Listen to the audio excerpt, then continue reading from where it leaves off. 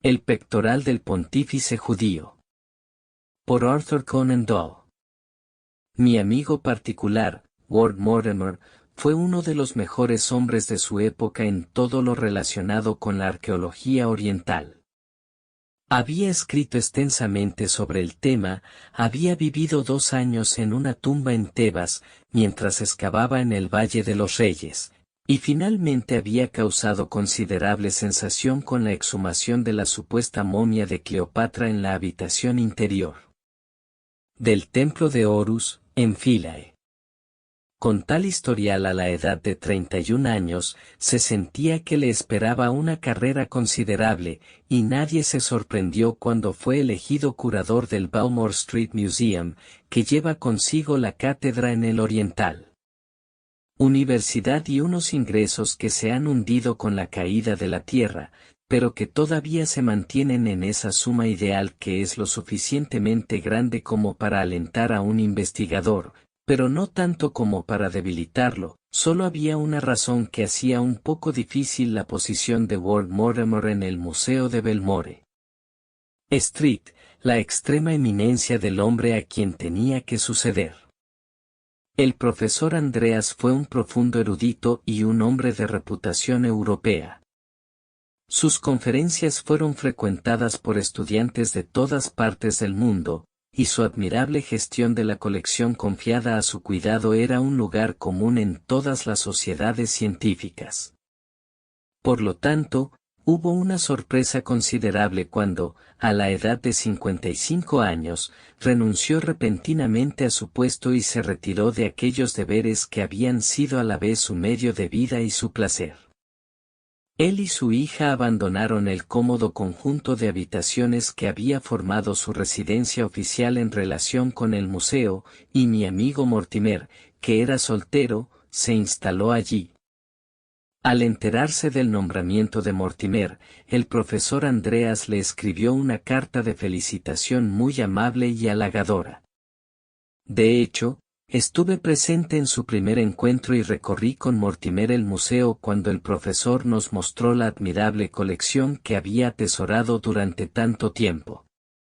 La hermosa hija del profesor y un joven, el capitán Wilson, que, según tenía entendido, pronto sería su marido, nos acompañaron en nuestra inspección.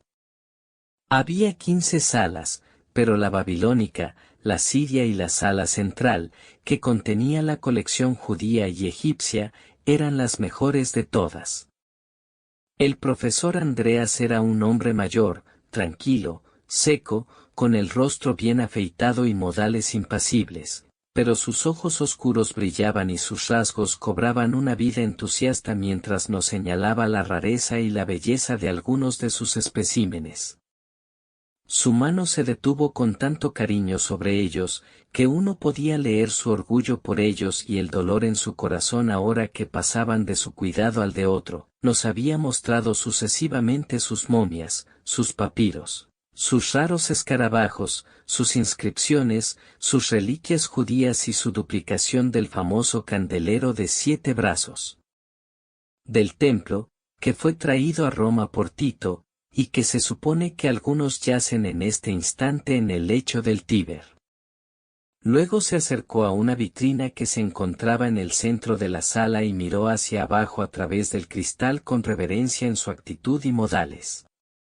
Esto no es ninguna novedad para un experto como usted, señor Mortimer, dijo, pero me atrevo a decir que a su amigo, el señor Jackson, le interesará verlo. Inclinándome sobre la caja vi un objeto, de unas 5 pulgadas cuadradas, que consistía en 12 piedras preciosas en un marco de oro, con ganchos dorados en 2 de las esquinas. Todas las piedras variaban en tipo y color, pero eran del mismo tamaño.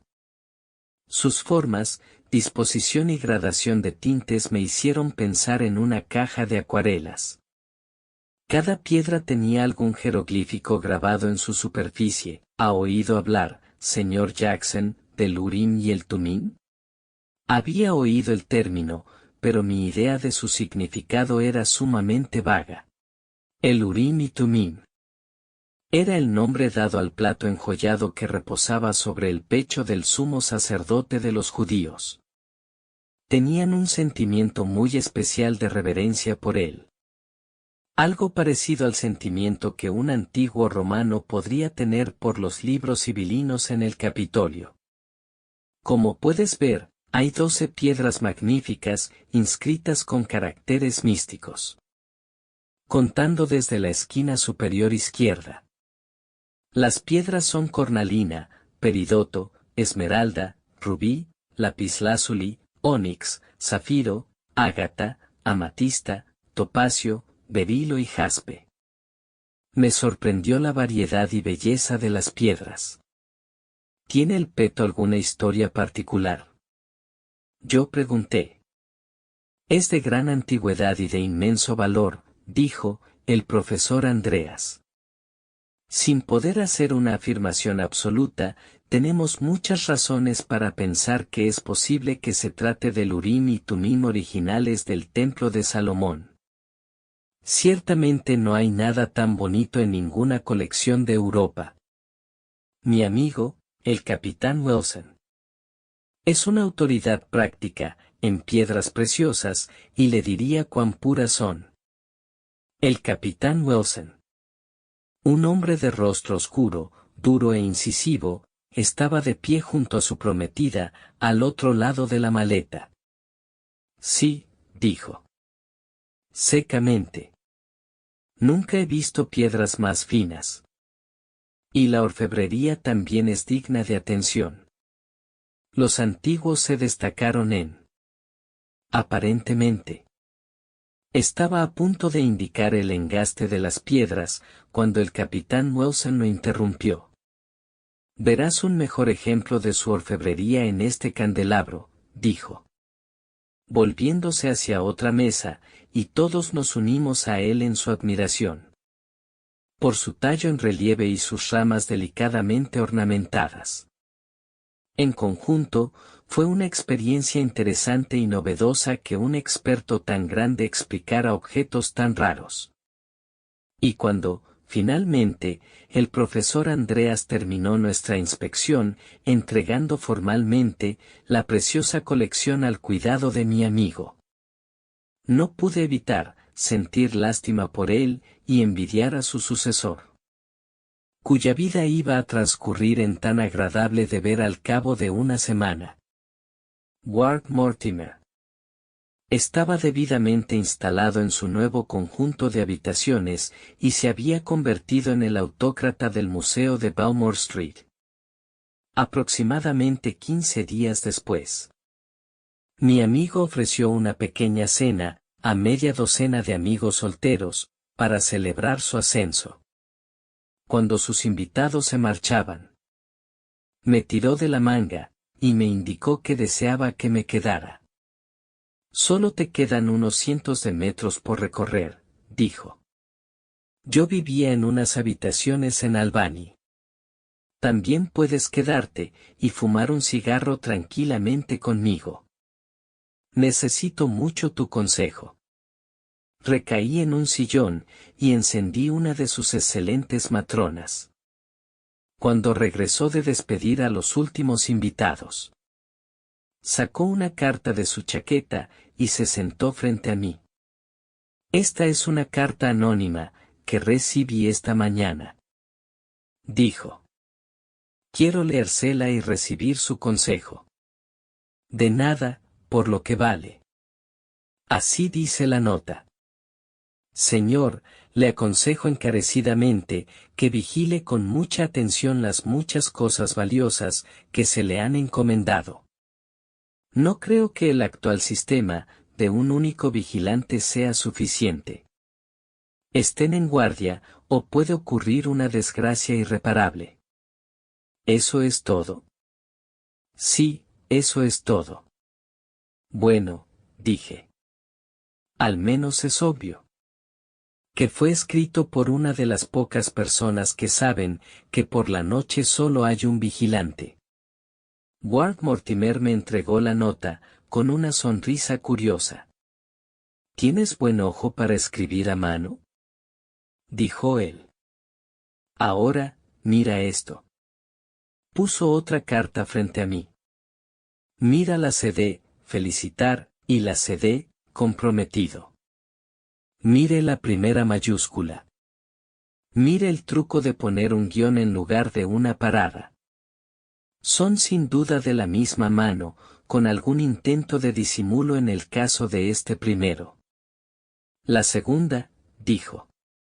Ward Mortimer, es la carta de felicitación que me escribió el profesor Andreas al obtener mi nombramiento. Lo miré con asombro. Luego le di la vuelta a la carta que tenía en la mano y allí, efectivamente, estaba Martin Andreas firmado en el otro lado. No cabía duda, para cualquiera que tuviera el más mínimo conocimiento de la ciencia de la grafología, de que el profesor había escrito una carta anónima, advirtiendo a su sucesor contra los ladrones. Era inexplicable. Pero era seguro. ¿Por qué debería hacerlo? Yo pregunté. Precisamente lo que desearía preguntarle. Si tenía tales dudas, ¿por qué no pudo venir y decírmelo directamente? ¿Quieres hablar con él sobre esto? Nuevamente tengo dudas. Podría optar por negar que lo escribió. En cualquier caso, dije. Esta advertencia tiene un espíritu amistoso y ciertamente debería actuar en consecuencia. ¿Las precauciones actuales son suficientes para protegerle contra robos? Debería haberlo pensado.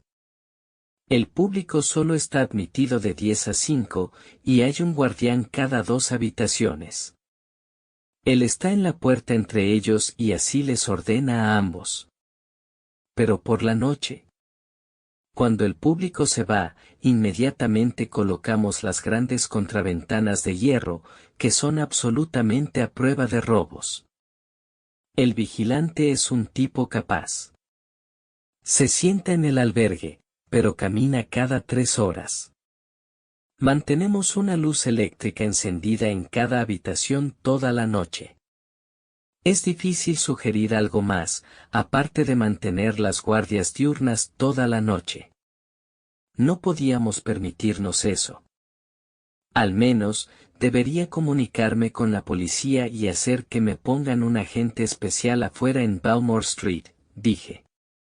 En cuanto a la carta, si el escritor desea permanecer en el anonimato, creo que tiene derecho a permanecer así. Debemos confiar en que el futuro mostrará alguna razón para el curioso proceder que ha adoptado. Así que descartamos el tema, pero toda esa noche después, de mi regreso a mis habitaciones, estuve dándole vueltas a mi cerebro sobre qué posible motivo podría tener el profesor Andreas para escribir una carta de advertencia anónima a su sucesor. ¿Por qué? El hecho de que la escritura fuera suya era tan seguro, que como si lo hubiera visto realmente hacerlo. ¿Previó algún peligro para la colección? Fue porque lo previó. ¿Que abandonó su cargo? Pero si es así, ¿por qué debería dudar en advertir a Mortimer en su propio nombre? Me quedé perplejo hasta que finalmente caí en un sueño inquietante, que me llevó más allá de mi hora habitual de levantarme. Me desperté de un modo singular y eficaz, porque alrededor de las 9 mi amigo Mortimer entró corriendo en mi habitación con una expresión de consternación en el rostro. Por lo general, era uno de los hombres más ordenados que conocía, pero ahora tenía el cuello desabrochado en un extremo, la corbata ordenada, y el sombrero en la nuca. Leí toda su historia en sus ojos frenéticos. Han robado el museo. Grité, saltando de la cama. Me temo que sí. Esas joyas. Las joyas del Urim y Tumim. Jadeó, porque se había quedado sin aliento de tanto correr. Me voy a la comisaría. Ven al museo tan pronto como puedas, Jackson. Adiós. Salió distraídamente de la habitación, y lo oí bajar las escaleras ruidosamente. No tardé mucho en seguir sus instrucciones, pero cuando llegué descubrí que ya había regresado con un inspector de policía y otro caballero de edad avanzada, que resultó ser el señor Purvis, uno de los socios de Morsen & Company. La bien conocida empresa, conocidos comerciantes de diamantes. Como experto en piedras. Siempre estuvieron dispuestos a asesorar a la policía. Estaban agrupados alrededor del estuche en el que había quedado expuesta la coraza del sacerdote judío. Habían sacado el plato y lo habían colocado sobre la tapa de cristal de la vitrina. Y las tres cabezas estaban inclinadas sobre él. Es obvio que ha sido manipulado, dijo Mortimer. Me llamó la atención en el momento en que pasé por la habitación esta mañana. Lo examiné, ayer por la tarde para estar seguro de que esto había ocurrido durante la noche. Era, como había dicho, obvio que alguien había estado trabajando en ello. Los engastes de la fila superior de 4 piedras, la cornalina, el peridoto, la esmeralda y el rubí, eran ásperos y dentados. Como si alguien los hubiera raspado por todos lados. Las piedras estaban en su lugar, pero la hermosa orfebrería que habíamos admirado solo unos días antes, había sido arrancada con mucha torpeza. Me parece, dijo el inspector de policía. Como si alguien hubiera estado tratando de sacar las piedras. Mi temor es, dijo Mortimer, que no solo lo intentó, sino que lo logró. Creo que estas 4 piedras son hábiles imitaciones que han sido colocadas en lugar de las originales. Evidentemente, el experto había tenido la misma sospecha, pues había estado examinando cuidadosamente las 4 piedras con la ayuda de una lupa. Luego, lo sometió a varias pruebas y finalmente, se volvió alegremente hacia Mortimer. Lo felicito, señor, dijo de todo corazón. Prometo mi reputación, que estas 4 piedras son genuinas y tienen un grado de pureza de lo más inusual. El color empezó a regresar al rostro asustado de mi pobre amigo. Y exhaló un largo suspiro de alivio. Gracias a Dios, gritó. Entonces, ¿qué quería el ladrón? Probablemente quiso tomar las piedras, pero fue interrumpido. En ese caso, uno esperaría que las sacara, una a la vez. Pero el engaste de cada una de ellas se ha aflojado y, sin embargo, todas las piedras están aquí. Sin duda es de lo más extraordinario, dijo el inspector. Nunca recuerdo un caso así. Veamos al vigilante. Llamaron al comisario, un hombre militar y de rostro honesto, que parecía tan preocupado como Ward Mortimer. ¿Por el incidente? No, señor, nunca escuché ningún sonido.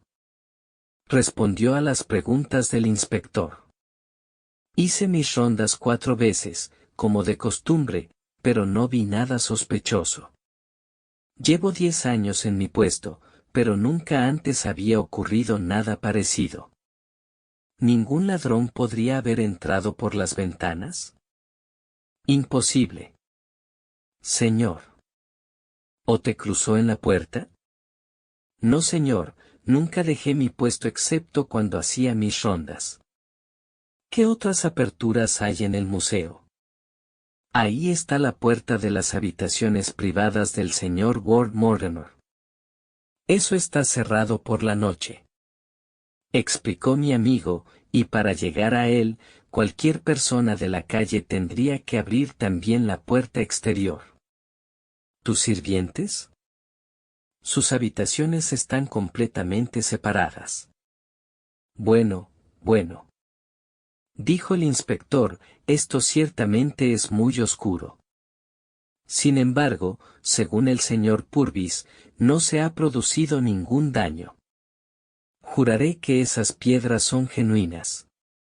De modo que el caso parece ser simplemente un caso de daño malicioso. Pero de todos modos, me encantaría recorrer cuidadosamente el lugar y ver si podemos encontrar algún rastro que nos indique quién pudo haber sido su visitante. Su investigación, que duró toda la mañana, fue cuidadosa e inteligente, pero al final no condujo a nada. Nos señaló que había dos posibles entradas al museo, que no habíamos considerado. La que daba a los sótanos, junto a una trampilla que se abría en el pasillo. La otra, a través de una claraboya del trastero, que daba a la misma cámara, en la que había penetrado el intruso. Como no se podía entrar al sótano, ni al trastero a menos que el ladrón ya estuviera dentro de las puertas cerradas. El asunto no tenía ninguna importancia práctica, y el polvo del sótano y del ático nos aseguró que nadie había usado, ni uno ni el otro. Finalmente terminamos como empezamos, sin la menor idea de cómo. ¿Por qué o quién había alterado el engaste de estas 4 joyas? A Mortimer le quedaba un camino por seguir, y lo tomó, dejando a la policía continuar con sus infructuosas investigaciones. Me pidió que lo acompañara esa tarde en una visita al profesor Andreas. Se llevó las 2 cartas y tenía la intención de criticar abiertamente a su antecesor por haber escrito la advertencia anónima y pedirle que le explicara el hecho de que debería haber anticipado con tanta exactitud lo que realmente había ocurrido. El profesor vivía en una pequeña villa en Upper Norwell, pero el sirviente nos informó que estaba fuera de casa. Al ver nuestra decepción, nos preguntó si nos gustaría ver a la señorita Andreas. Y nos hizo pasar al modesto salón. Dicho sea de paso, he mencionado que la hija del profesor era una muchacha muy hermosa.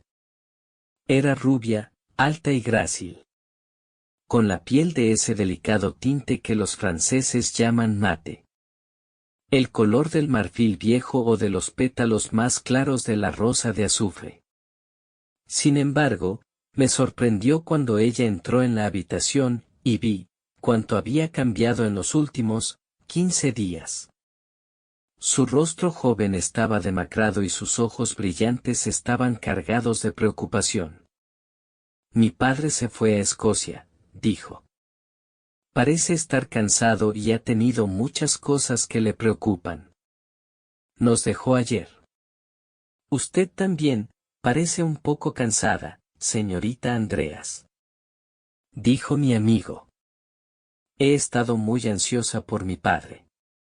¿Puedes darme su dirección en Escocia? Sí, está con su hermano, el reverendo David Andreas, 1. Arran Villas, Arrosan. Ward Mortimer. Tomó nota de la dirección y nos marchamos sin decir nada sobre el objeto de nuestra visita. Por la tarde nos encontramos en Balmore Street, exactamente en la misma posición en la que habíamos estado por la mañana. Nuestra única pista era la carta del profesor. Y mi amigo había decidido partir hacia Arrosan al día siguiente. Y llegar al final de la carta anónima.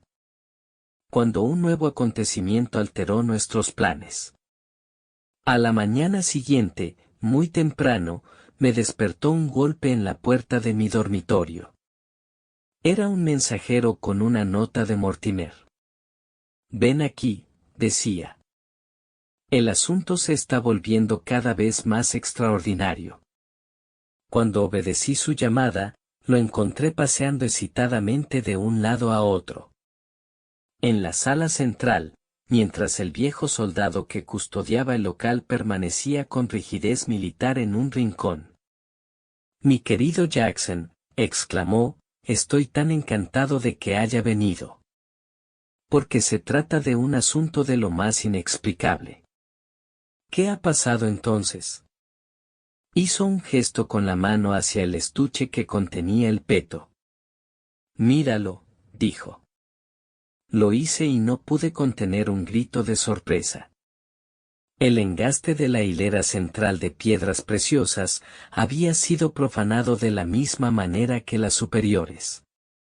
De las 12 joyas, 8 habían sido manipuladas en esta singular moda. El entorno de los 4 inferiores era limpio y fluido. Los demás irregulares y dentados. ¿Han sido alteradas las piedras? Yo pregunté. No estoy seguro.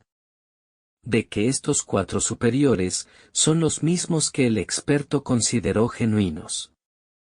Porque ayer observé esa pequeña decoloración en el borde de la esmeralda. Como no han extraído las piedras superiores, no hay razón para pensar que las inferiores hayan sido transpuestas. Dice que no escuchó nada. ¿Simpson? No, señor, respondió el comisario. Pero cuando hice mi ronda después del amanecer, eché una mirada especial a estas piedras, y de inmediato vi que alguien había estado manipulándolas. Entonces lo llamé, señor. Y se lo dije.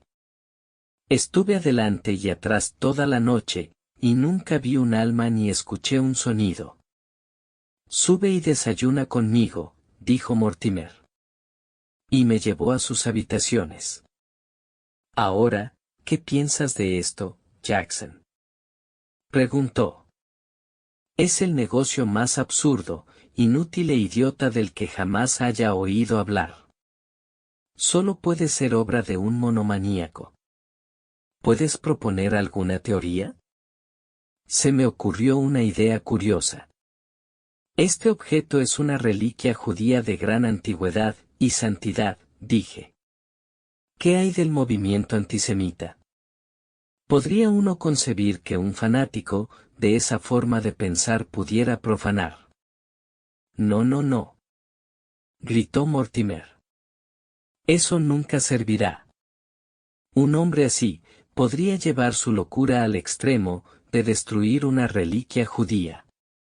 Pero, ¿por qué debería mordisquear cada piedra con tanto cuidado, que solo puede hacerlo 4 en una noche?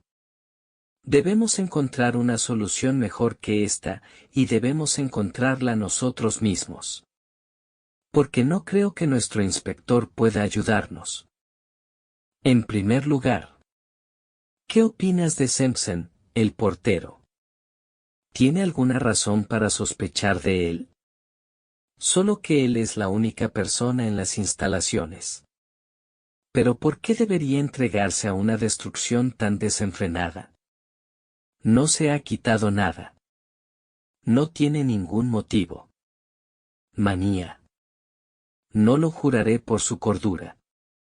¿Tiene alguna otra teoría? Bueno, tú mismo, por ejemplo. ¿No eres sonámbulo, por casualidad? Nada de eso, te lo aseguro. Entonces lo dejo. Pero no lo hago, y tengo un plan mediante el cual dejaremos todo claro. Para visitar al profesor Andreas. No, encontraremos nuestra solución más cerca que Escocia. Te diré lo que haremos. ¿Conoce ese tragaluz que da al salón central? Dejaremos las luces eléctricas en el vestíbulo. Haremos guardia en el trastero. Tú y yo, y resolveremos el misterio por nosotros mismos. Si nuestro misterioso visitante está haciendo 4 piedras a la vez. Aún le quedan 4 por hacer. Y hay muchas razones para pensar que regresará esta noche. Y completará el trabajo. ¡Excelente! Grité. Mantendremos nuestro propio secreto, y no diremos nada ni a la policía ni a Simpson. ¿Me acompañarás? Con el mayor placer, dije. Y así quedó acordado. Eran las 10 de la noche cuando regresé al museo de Balmore Street. Mortimer. Estaba, como pude ver, en un estado de excitación nerviosa reprimida. Pero todavía era demasiado temprano para comenzar nuestra vigilia. Por lo que permanecimos durante aproximadamente 1 hora en su habitación, discutiendo todas las posibilidades del singular negocio que teníamos. Reunidos para resolverlo, por fin. El ruido de los coches de alquiler y el ruido de los pies apresurados se hicieron más bajos y más intermitentes a medida que los buscadores de placer pasaban, camino a sus estaciones o a sus hogares. Eran casi las 12 cuando Mortimer abrió el camino hacia el trastero, que daba a la sala central del museo. Lo había visitado durante el día y había extendido unas arpilleras para que pudiéramos tumbarnos cómodamente y contemplar directamente el museo. El tragaluz era de cristal sin esmerilar, pero estaba tan cubierto de polvo que sería imposible que cualquiera que mirara hacia arriba, desde abajo, y se diera cuenta de que lo habían pasado por alto. Limpiamos un pequeño trozo en cada esquina, lo que nos dio una vista completa de la habitación, debajo de nosotros, a la fría luz blanca de las lámparas eléctricas. Todo se destacaba con claridad y podía verse hasta el más mínimo detalle del contenido de las distintas cajas. Semejante vigilia es una excelente lección, ya que no queda más remedio que mirar fijamente aquellos objetos por los que habitualmente pasamos con tan poco entusiasmo. A través de mi pequeña mirilla, empleaba las horas en estudiar cada espécimen, desde la enorme momia que estaba apoyada contra la pared, hasta las mismas joyas que nos habían traído allí, brillando y centelleando en su vitrina, inmediatamente debajo de nosotros. Había mucha orfebrería preciosa y muchas piedras valiosas esparcidas por las numerosas cajas. Pero esos maravillosos 12 que componían el Urim y el Tumim brillaban y ardían con un resplandor que eclipsaba con creces a los demás.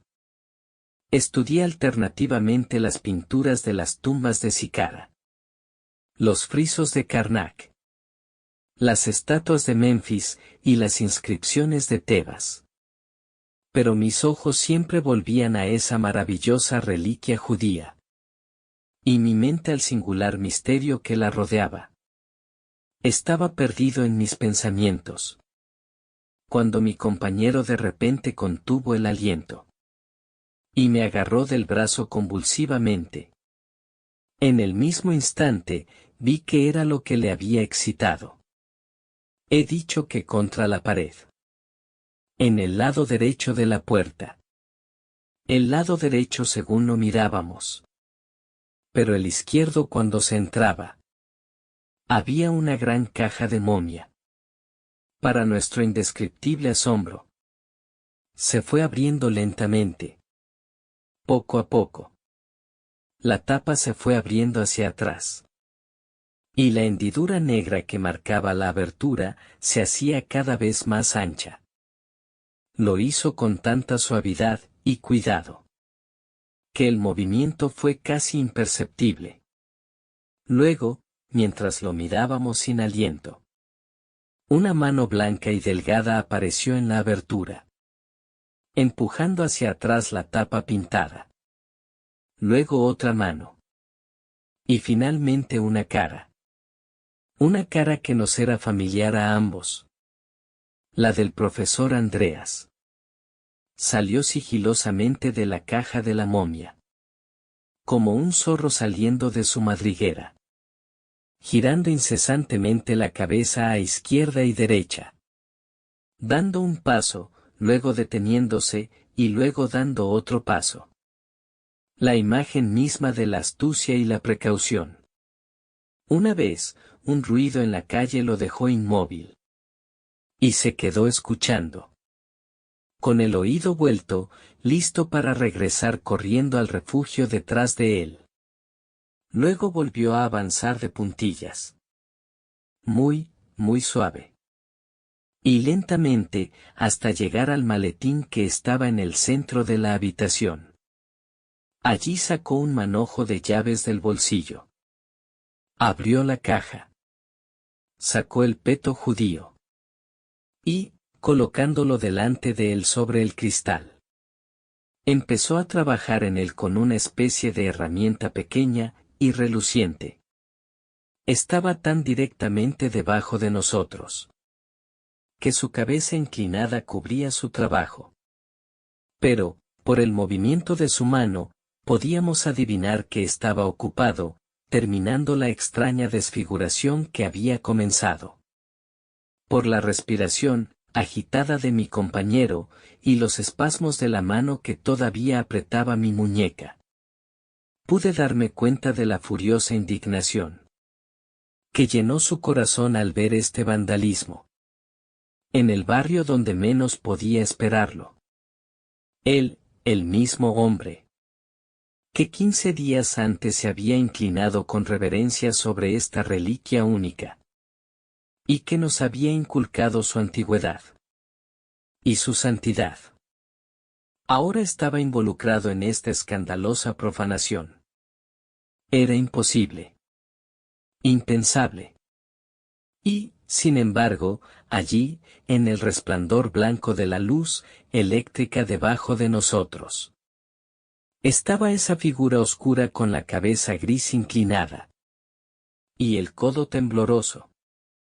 ¡Qué hipocresía inhumana! ¡Qué odiosa profundidad de malicia contra su sucesor! Debe subyacer en estos siniestros trabajos nocturnos. Era doloroso pensar en ello y espantoso verlo.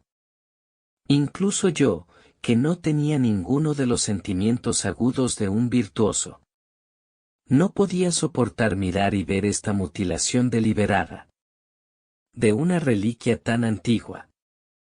Fue un alivio para mí cuando mi compañero tiró de mi manga como señal de que debía seguirlo, mientras salía suavemente de la habitación.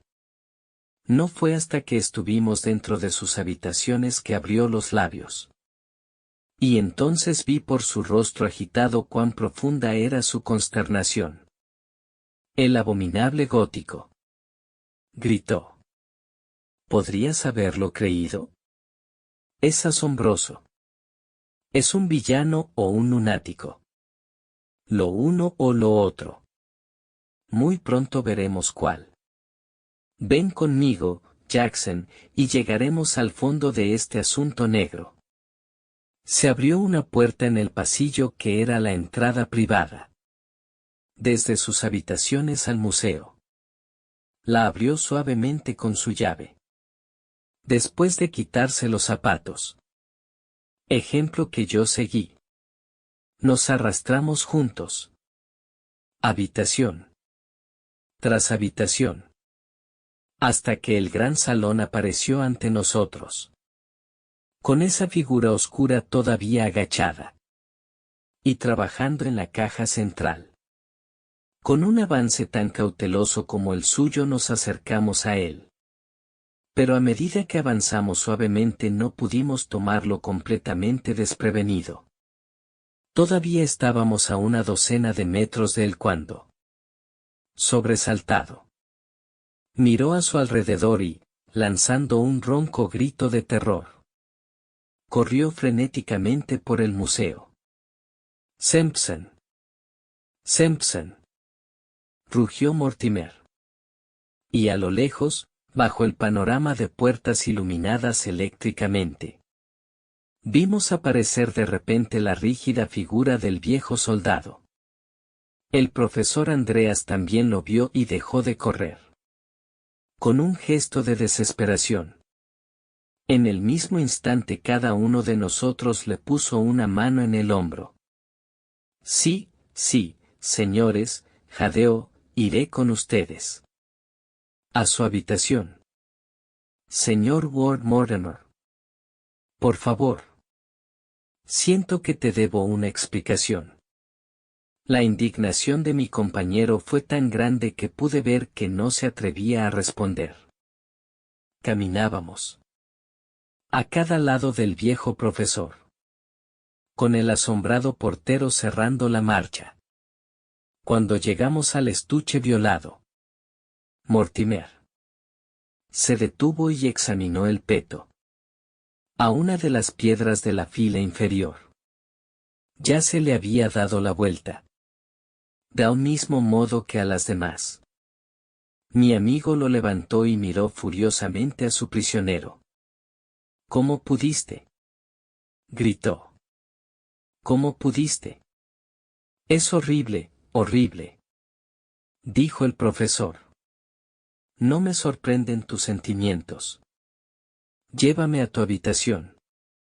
Pero esto no debe quedar expuesto, gritó Mortimer. Recogió el peto y lo llevó tiernamente en su mano, mientras yo caminaba al lado del profesor, como un policía con un malhechor. Pasamos a los aposentos de Mortimer, dejando que el asombrado viejo soldado entendiera las cosas lo mejor que pudiera. El profesor se sentó en el sillón de Mortimer y se puso de un color tan espantoso que por un instante todo nuestro resentimiento se transformó en preocupación. Una copa bien cargada de brandy le devolvió la vida una vez más. Ahí estoy mejor ahora, dijo él. Estos últimos días han sido demasiado para mí. Estoy convencido de que no podría soportarlo más. Es una pesadilla. Una pesadilla horrible. Que me arresten por ladrón. En lo que ha sido durante tanto tiempo mi propio museo. Y, sin embargo, no puedo disculparme. No podrías haberlo hecho de otra manera. Mi esperanza siempre fue arreglarlo antes de que me detectaran. Este habría sido mi trabajo de última noche. ¿Cómo entraste?, preguntó Mortimer. Tomándome una gran libertad con tu puerta privada. Pero el objeto lo justificaba. El objeto lo justificaba todo. No te enfadarás cuando lo sepas todo. Al menos no te enfadarás conmigo. Tenía la llave de tu puerta lateral y también de la puerta del museo. No las entregué cuando me fui.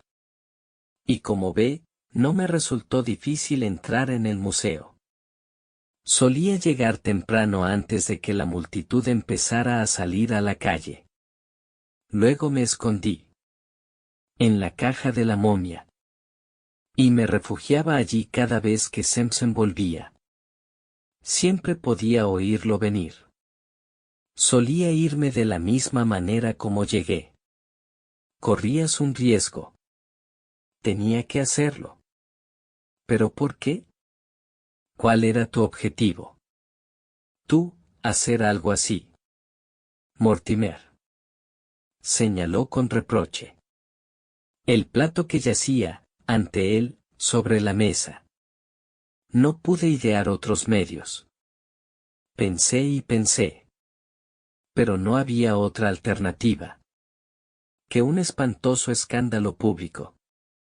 Y un dolor privado que habría nublado nuestras vidas. Actué de la mejor manera. Por increíble que te parezca. Y solo pido tu atención para poder demostrártelo.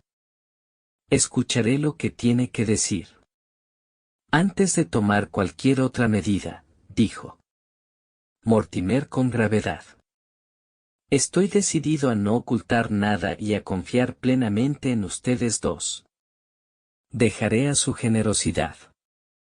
¿Hasta qué punto utilizarán los datos que le proporciono? Ya tenemos los hechos esenciales. Y sin embargo no entiendes nada. Permítanme volver a lo que pasó hace unas semanas, y se lo dejaré todo claro.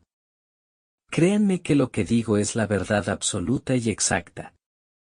¿Has conocido a la persona que se hace llamar Capitán Wilson? Digo. Se llama a sí mismo. Porque ahora tengo motivos para creer que no es un nombre correcto. Me llevaría demasiado tiempo describir todos los medios por los que consiguió conocerme y congraciarse con mi amistad y el afecto de mi hija. Traía cartas de colegas extranjeros que me obligaron a prestarles cierta atención. Y luego, gracias a sus logros, que son considerables, logró convertirse en un visitante muy bienvenido en mis habitaciones. Cuando supe que él se había ganado el afecto de mi hija. Tal vez lo pensé prematuro. Pero ciertamente no me sorprendió. Porque tenía un encanto de modales y de conversación que lo habría hecho notar en cualquier sociedad. Estaba muy interesado en las antigüedades orientales. Y su conocimiento del tema justificaba su interés. A menudo, cuando pasaba la noche con nosotros, pedía permiso para bajar al museo y tener la oportunidad de inspeccionar en privado los distintos especímenes. Puede imaginarse que yo, como entusiasta, simpatizaba con tal petición, y que no me sorprendía la constancia de sus visitas. Después de su compromiso real con Elise, apenas había una velada que no pasara con nosotros. Y generalmente dedicaba 1 o 2 horas al museo. Él tenía el control total del lugar. Y cuando estaba fuera por la noche, no tuve ninguna objeción a que hiciera lo que quisiera aquí. Este estado de cosas solo terminó con mi renuncia y a mis deberes oficiales y mi retiro a Norwood, donde esperaba tener tiempo libre para escribir una obra considerable que había planeado. Fue inmediatamente después de esto, aproximadamente una semana, que me di cuenta, por primera vez, de la verdadera naturaleza y carácter del hombre que tan imprudentemente había introducido en mi familia. El descubrimiento me llegó a través de cartas de mis amigos en el extranjero, que me demostraron que sus presentaciones conmigo habían sido falsificaciones. Horrorizado por la revelación, me pregunté, ¿qué motivo podría haber tenido originalmente este hombre para practicarme este elaborado engaño? Yo era un hombre demasiado pobre para que cualquier cazador de fortunas me hubiera marcado. Entonces, ¿por qué había venido? Recordé que algunas de las gemas más preciosas de Europa habían estado a mi cargo. Y recordé también las ingeniosas excusas con las que este hombre se había familiarizado con los estuches en que se guardaban. Era un sinvergüenza que estaba planeando un robo gigantesco.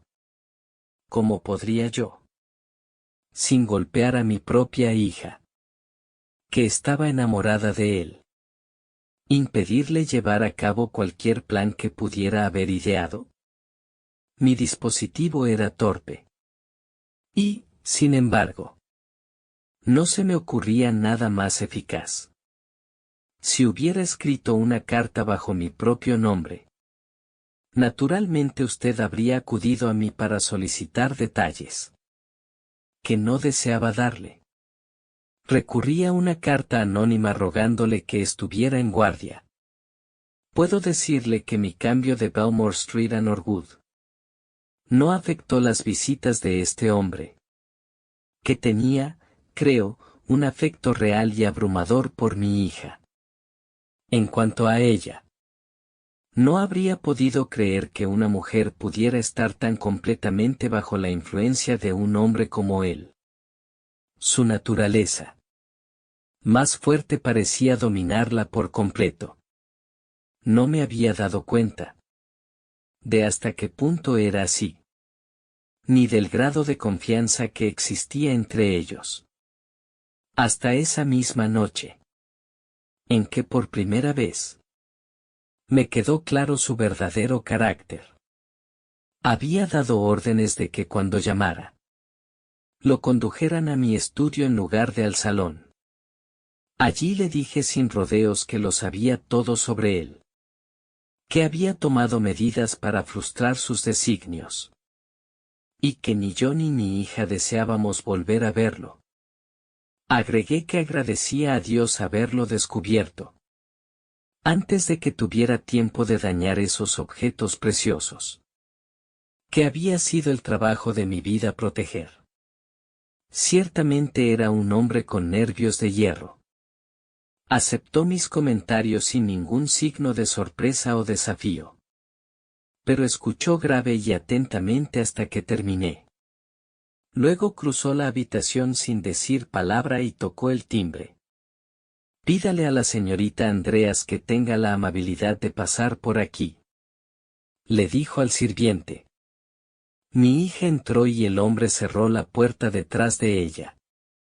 Luego tomó su mano entre las suyas. Y Liz, dijo. Tu padre acaba de descubrir que soy un villano. Ahora sabe lo que tú sabías antes. Ella permaneció en silencio, escuchando. Dice que nos separaremos para siempre, dijo. Ella no retiró la mano. ¿Serás fiel a mí o eliminarás la última buena influencia que pueda llegar a mi vida? John, gritó apasionadamente. Nunca te abandonaré.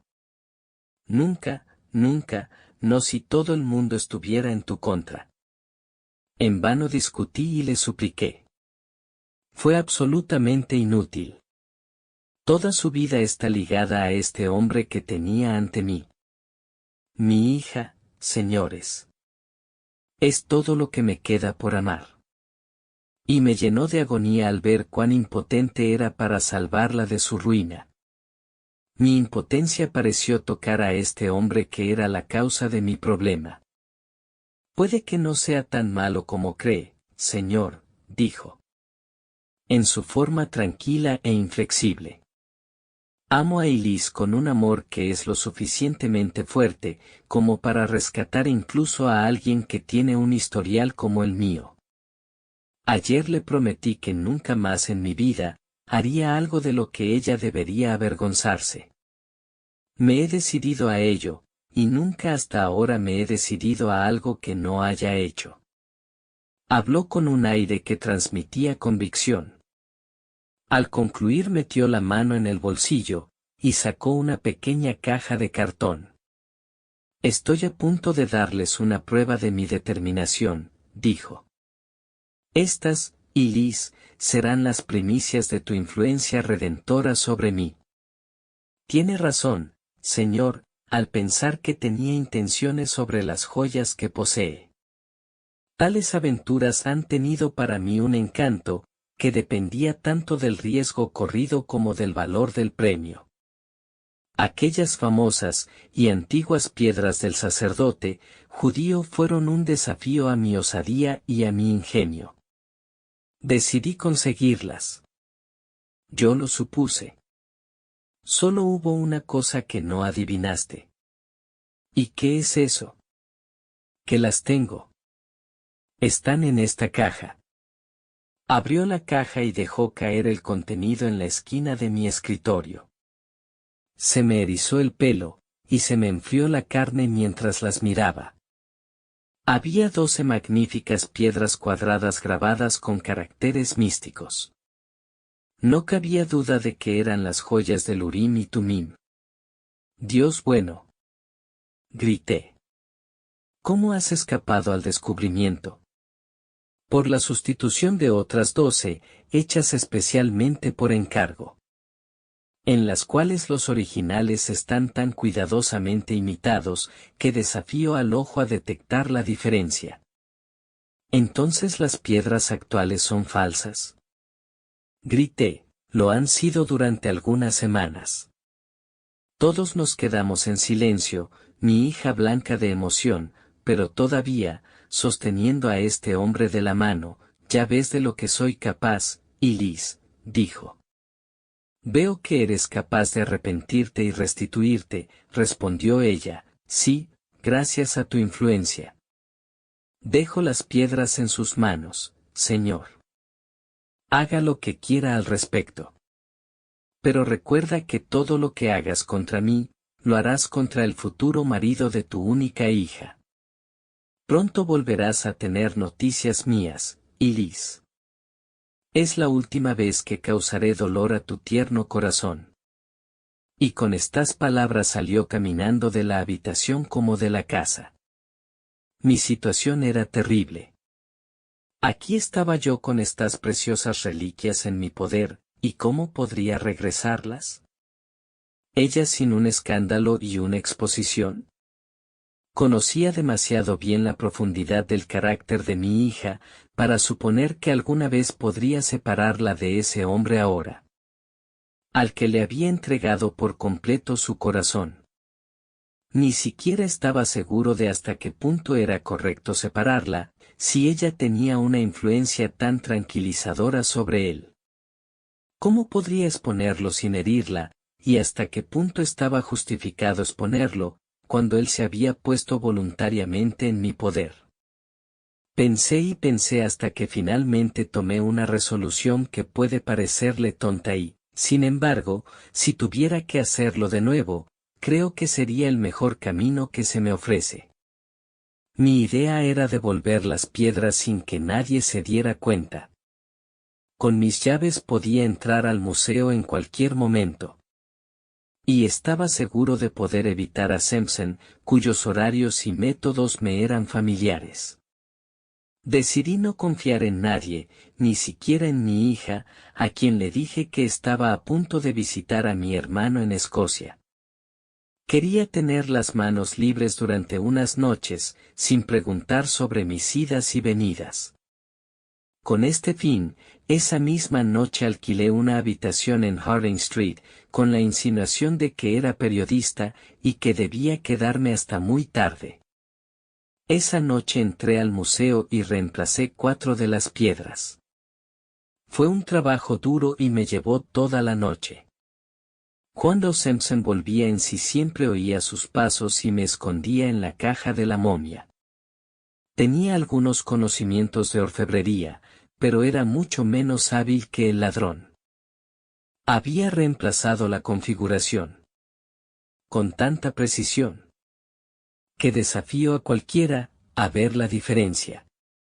Mi trabajo fue grosero y torpe.